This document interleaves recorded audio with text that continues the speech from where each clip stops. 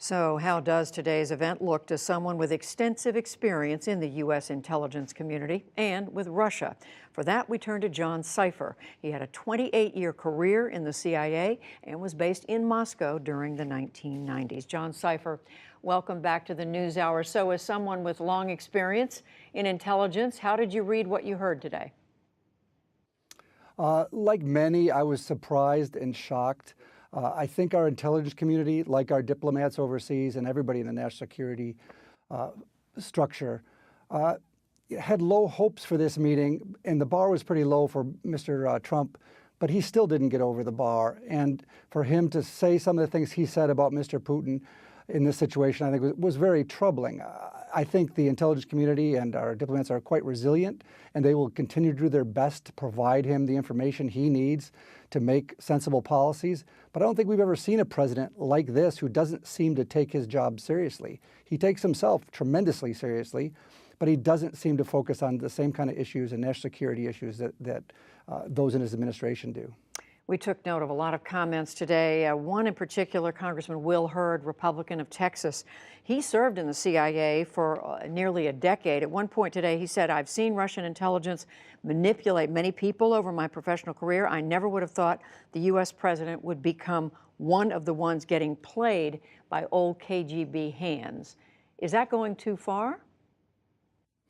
I don't think it's going too far, but in a sense, we didn't need Vladimir Putin as an ex-KGB officer to manipulate Mr. Trump. Mr. Trump's foibles and ability to be manipulated are pretty clear for all to see. In fact, I think that's why most people, probably in his own administration, didn't want him to go to Helsinki for this meeting. You know, he's the leader of the largest, most powerful country in the history of the world, and he's allowing Vladimir Putin, who's been sticking his finger in the eye of the United States and its allies for a long time, to be seen on an equal stage as a great power with the United States.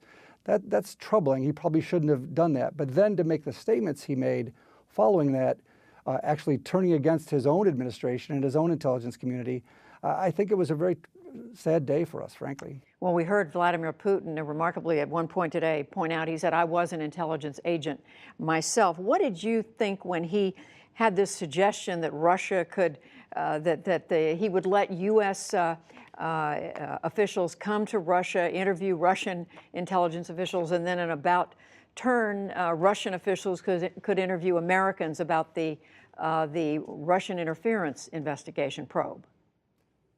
Well, I think it's ludicrous. He has a long history of sort of playing these kind of games and making it look as if his country follows the rule of law and has the normal procedures like Western countries do. And in fact, that's not correct. So I think this was, him sort of playing a clever game to try to make it look like we're on an equal footing here, which in fact is not the case. We don't need the intelligence community to show us what Russia has done. They've done it against all of our allies, and we've seen it quite clearly over the last couple of years. What do you think, John Sipher, the effect of this is on the U.S. intelligence community? Is this something they just shrug off and look at it and say, well, this is what President Trump says, it's what he believes, I'm going to go on and do my job? Or does it have some long-lasting effect? That's hard to say. I do think the intelligence community is quite resilient. They put their head down and they do their work. But they take this very seriously, and they see the president as their primary customer, and they will do almost anything to get the president the information that he needs to do his job. But I think it's going to be very hard for them to stay focused and to treat him as a serious person to exchange with if he equates Vladimir Putin with his own government, and if he blames the FBI and the CIA and NSA and all these people as much as he blames the people who are attacking us. So they'll do their job. They will continue to provide the best support that they can, but he's not making it any easier for them. And just quickly, finally, John Sipher, there was a criminal complaint that was released today. This is separate from the Mueller investigation. It came out of the Department of Justice charging a Russian national, a woman, with conspiracy to act as an agent of Russia in the U.S. It's all about her supposedly trying to get close to a gun rights organization, presumably the NRA, get close to the Republican Party. What are we to make of this? Why is this outside the Mueller probe? Well, what's interesting here is most Western intelligence services are focused on collecting intelligence to provide to policymakers so they can make good policy. The Russian intelligence services, like the Soviet intelligence services before them, are focused on active measures. This is the thing we saw in 2016 against our own election.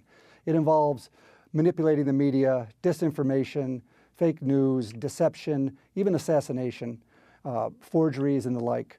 What this is clearly part of that process. They're more involved in subversion and trying to use asymmetric means and political warfare to create havoc and cause problems in the West, more than just using spies and means to collect intelligence to help Mr. Putin. So I think this is part and parcel of a wider attack by the Russians against the West. It's a means of a weaker power taking on a stronger power by trying to affect and take advantage of its weaknesses. Former CIA officer John Sipher, thank you. Thank you. Appreciate it.